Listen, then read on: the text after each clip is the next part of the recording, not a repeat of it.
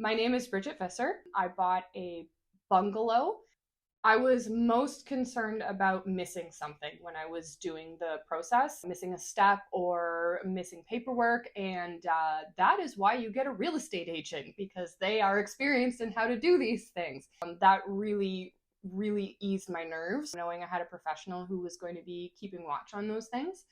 For me, I had spent so much time saving the money to buy a new house that when it actually came time to do the bank draft, that was the scariest moment. Watching all of that money come out of my bank account, scary, but it was a good scary. It was hard to kind of know where to start. And I know Aaliyah and I kind of did a first couple houses just to get the feel of what I was looking for. Some things that were kind of non-negotiables for me living alone was I wanted a indoor door from the garage to the house.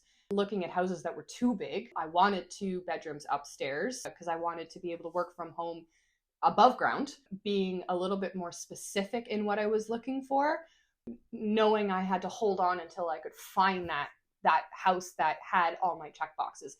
And we did. So that was a good thing to hold on to and wait out for.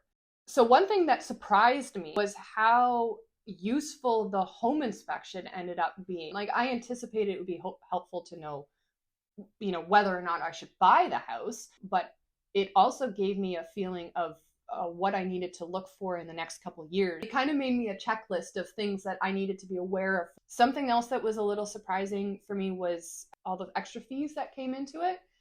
So having someone, again, skilled, who could kind of translate what the actual home price would translate to an actual total amount of money that would be charged. Realizing that the mortgage number wasn't necessarily the top end budget.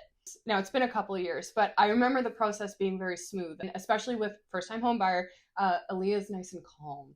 So it's nice to have that influence when you're going through it and getting worked up about such a large purchase. Having someone who's kind of behind you going, it's okay.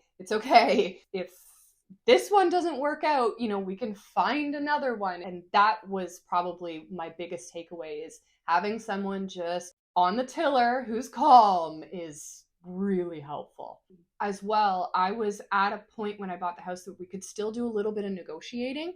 So having that skill behind of saying, okay, we can still negotiate, but like, we should go in at this number, hoping you land at that number. So I was lucky. I was still able to come in a little bit under asking. I remember sitting on the couch the night I bought it, everything was in place, and kind of going, this is mine. It was good. It was a good feeling. It was a calm feeling, which was nice. You get a lot of advice, and it's all well-meaning advice, but in the end, I think as a first-time home buyer, you have to be comfortable with the amount of money you're spending on what you're buying.